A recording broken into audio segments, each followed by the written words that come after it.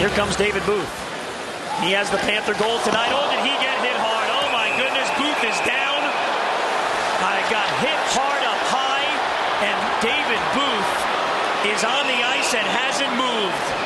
Oh, my goodness. It was frightening.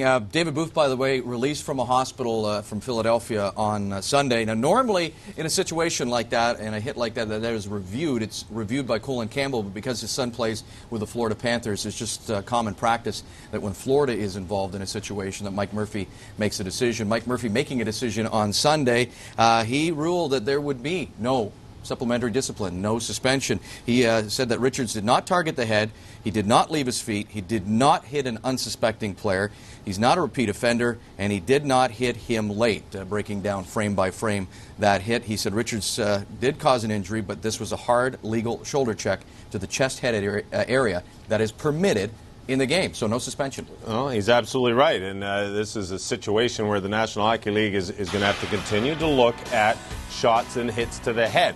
This is a similar, not a similar situation here where the hands get up and it is definitely a headshot. Did David Booth get hit in the head? There's absolutely no question about it, but it was by the shoulder, and it was in a situation, again, there's a situation where the hands and arms come up and it's directed at the head. Was that?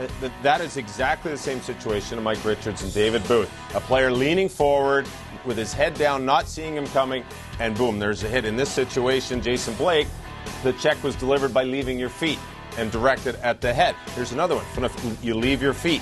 But on this one, David Booth gets caught looking to his left, watching his pass on the backhand. But just before he passed it, he did have a look around to see where everybody was on the ice. So he was aware of where the players were. He passed it. Maybe he just held on for that extra half second, maybe a full second to watch the puck. And as he came around, Richards had closed the gap and finished the check. Was it a clean hit? Yes, it was a clean hit. But it was still a hit to the head. Could Richards have maybe dropped a little bit, lowered it into the chest? It's a very difficult thing to do with the speed of the game. You expect players to be turning and looking up and seeing the check coming. It's unfortunate for David Booth, but it's a situation the National Hockey League is going to continue to look at. You do not want intentional head checks, intentional checks that are going to cause injury in the sport. This one did cause an injury. This has been discussed at yes, the general manager's and it'll level. Continue to be discussed. But it never makes it out of those meetings. Yeah, but that situation there, it doesn't, I think, because in that situation for Richards, it wasn't a dirty check. He didn't jump up at him. He didn't raise it. If he wanted to, I mean, he really could have corked him with an elbow,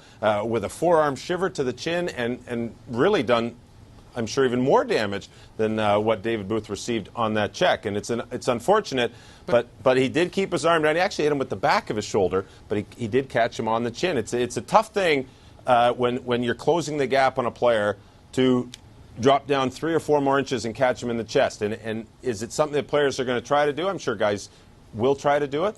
But it's a tough call. This was, again, very close to the borderline hit. Okay, so you have to try and protect players. You don't want to see that situation. No. But can you legislate that out of the game? If you're, as you're saying, it wasn't necessarily targeted. No, it's very difficult. Can you put a rule in the book right now that situation wouldn't have happened on Saturday? No. You can never say the situation won't happen because the situation's always presents itself, and it may happen. A 5-minute penalty, a check to the head, especially with an injury, is a 5-minute penalty, and then supplemental discipline. That's pretty much the way it's going to have to stay. It's different when the hands come up, when you leave your feet, when the elbow is targeted or the fist is targeted to the chin or to anywhere against the head, or you drive a player's head into the glass from behind. Those are different situations. This is a very difficult situation because you're catching a player looking the other way, such as a Sutter and Waite hit. You're catching a player not looking to see where the check is coming from. And it could happen a lot more in the National Hockey League because there's an instance in pretty much every game where someone might just get caught looking down for a split second or looking back over the shoulder. And a lot of players do pull up, but a lot of players don't. Again, Colin Campbell did not rule on the supplementary discipline in this incident. However, he will be on NHL Live on Monday at noon to talk about headshots and other aspects of the NHL.